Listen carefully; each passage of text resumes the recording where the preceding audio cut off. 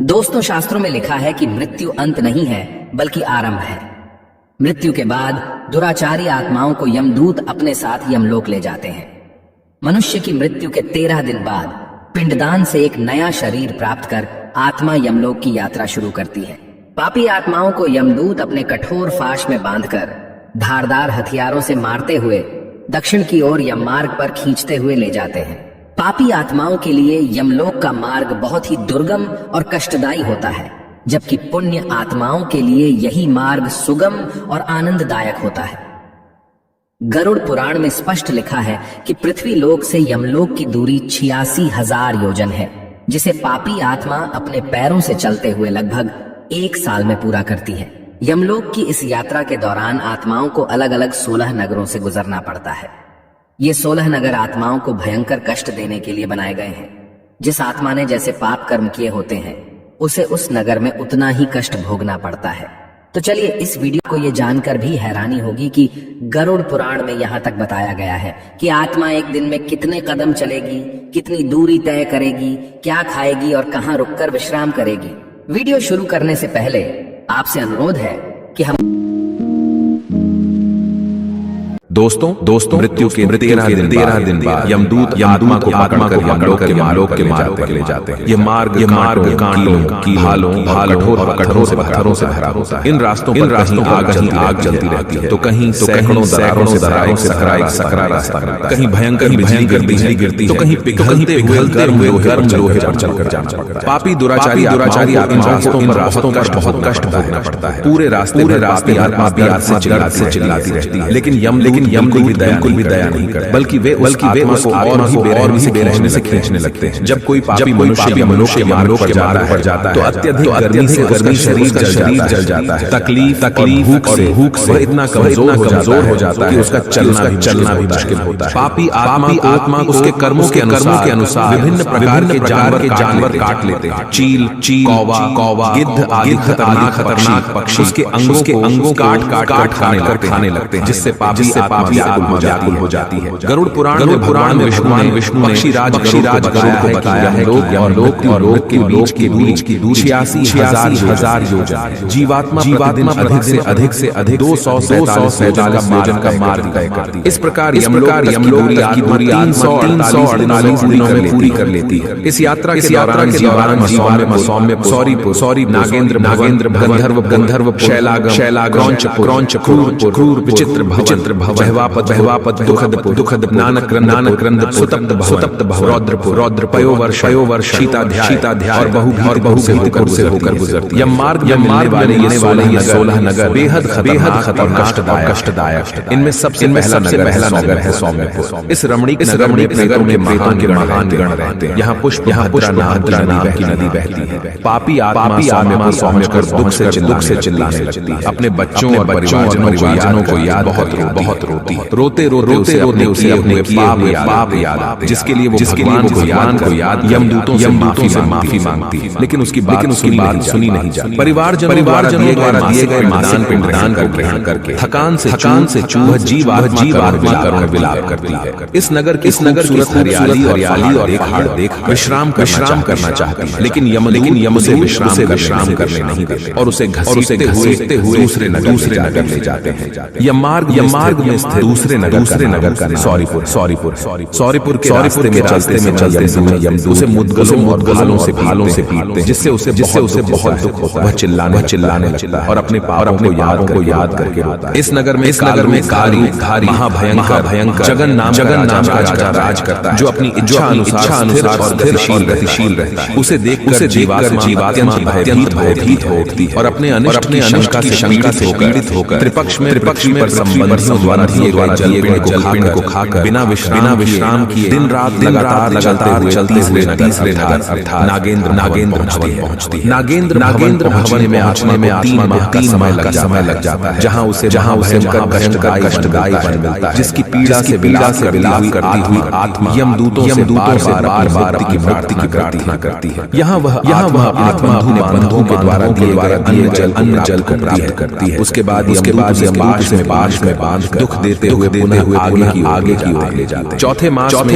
ये पापी आत्मा धर्मनगर पहुंच जाती है, जहाँ की हरीली और जमीन चलते हुए उसके पैर जल जाते हैं। यहाँ आराम करना चाहती, लेकिन यमदूत उसे भी आराम नहीं देते। चौथे मास में दिए गए पिंड का भक्षण करके आत्मा शैलागम नामक नगर पहुंचती है, जहाँ उस पर लगातार की बारिश होती है। पत्थर लगने से उसका शरीर चोटिल हो जाता है। कष्ट में जमीन पर गिरी हुई यमदूतों से बार करती है। तब यमदूत कहते हैं कि जीवित रहते हुए तुमने ज्ञान का मार्ग अपनाया नहीं, ना ही योग या भक्ति के मार्ग पे चले, और ना ही अच्छे कर्म किए, तो अब अपने कर्मों के फल भोगे। इस तरह इस नगर के कष्ट हुए आत्मा अपने सगे संबंधियों के द्वारा पिंड खाकर बिना विश्राम किए 5वें महीने में क्रौंचपुर में ले जाई जाती है। इस नगर में आत्मा द्वारा दिए दान से तृप्त होकर आधे मुहूर्त तक विश्राम करती है, और यमदूत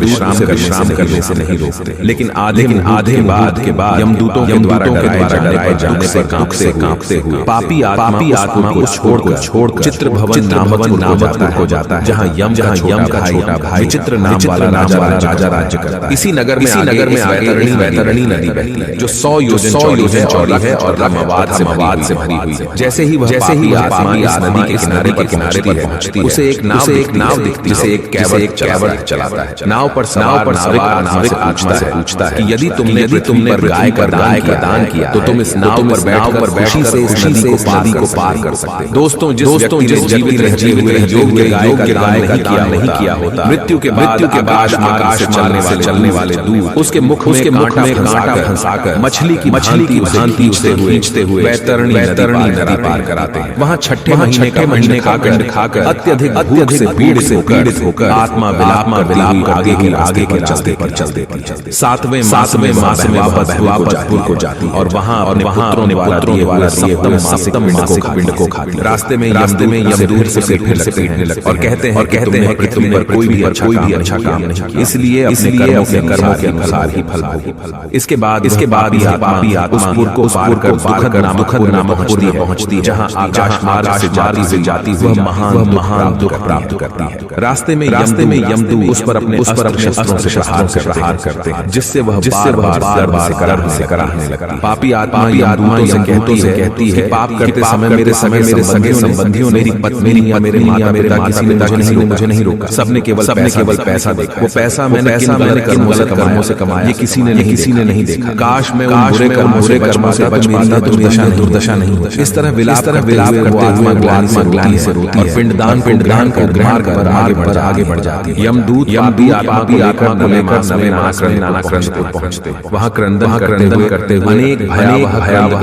गणों को देख आत्मा बहुत दुखी हो जाती है। दूसरों को रोता हुआ देखकर उसे एहसास होता है कि यह लोग जैसे अनगिनत आत्माओं से भरा, जो वहाँ अपने दंड पाने आए हैं। पापी आत्मा भी अपने कर्म कर आत्मग्लानि से भर जाती है। लेकिन यमदूतों से प्रश्न है कि अगर मृत्यु के बाद कष्ट मिलते हैं, तो अगले जीवन में वो याद क्यों नहीं रहते? क्योंकि अगर याद रहे तो मनुष्य गलत करेगा ही नहीं। यमदूत उसे बताते हैं कि जीवन में को कष्ट दिए जाते हैं, ताकि वह भगवान की शरण में आ सके, धर्म ग्रंथों की सीख अपने जीवन में उतार सके। लेकिन पापी मनुष्य ऐसा करने के अतिरिक्त उस समस्या से निकलने का गलत मार्ग अपनाता है और पाप कर्म कर बैठता है। इसके बाद डराए जाने पापात्मा को छोड़कर 10वें महीने में अत्यंत कठिनाई से सुतप्त भवन नामक नगर में पहुंचती है। वहाँ पुत्रादान और जलांजलि प्राप्त करके भी सुखी नहीं हो। 11वां मास होने पर वह हो जाता है, और वहाँ भी के द्वारा एकादश मासिक पिंड को खाता है। 11.5 मास पर वयोवर्षण नामक नगर में पहुंचता है। यह नगर जीवों को डराने वाले बादलों से भरा हुआ है। वहाँ प्रेतों को दुख देने वाले बादल वर्षा करते हैं, डराने वाली बिजली गिराते हैं। डरी हुई आत्मा को और भी डराते और मारते। पापात्मा दुखी हो स्वजनों द्वारा मासिक पिंड खाती है, लेकिन उसकी भूख नहीं मिटती। भूख से पीड़ित आत्मा चिल्लाकर जोर से विलाप करती है, लेकिन यमदूत उसकी एक नहीं सुनते और उसे घसीटते हुए मार्ग पर आगे ले जाते हैं। इसके बाद वर्ष पूरा होने वह जीव शीताढ़ नामक नगर को पहुंचता है। इस नगर में ही 100 गुनी अधिक ठंड पड़ती जिससे उसके हाथ ठंड से जकड़ जाते, उससे चला नहीं चला, वह बार बार गिर पड़ता। ठंड से तथा पीड़ित से इस आशा से दसों दिशाओं में देखता है शायद कहीं रिश्तेदार जो उसके दूर कर सके। तब यम कहते हैं तुम्हारा ऐसा कहाँ है कि ठंड से मुक्ति मिले। फिर वार्षिक उसके बाद वर्ष के अंत में यमपुरी पहुंचने पर प्रेत बहुरीतिपुर में जाकर हाथ भर माप अपने शरीर को छोड़ देता है। इस प्रकार एक जो शरीर उसे मृत्यु के बाद 13 दिन से मिला था, जिस पर उसने कष्ट सहे थे। बहुभीतिपुर उसका हो जाता है। इस बात को बताते हुए भगवान विष्णु गरुड़ से कहते हैं, हे पक्षीराज, इसके बाद फिर कर्मों करने के लिए उसे अंगुष्ठ मात्र अर्थात अंगूठे के आकार का वायु स्वरूप यातना देह प्राप्त होता है, जिसे यमदूत गठनों से बांध कष्ट देते हुए यमलोक ले जाते। यमलोक में प्रवेश करने के लिए चारों दिशाओं में 4 द्वार। पापी आत्माओं को दक्षिणी द्वार से ले जाकर चित्रगुप्त और यमराज के प्रस्तुत किया जाता है, जहां उनके कर्मों का हिसाब होता है और उन्हें अलग-अलग नरकों में कष्ट पाने के लिए भेज दिया जाता है। तो दोस्तों यह मार्ग वाले 16 नगरों की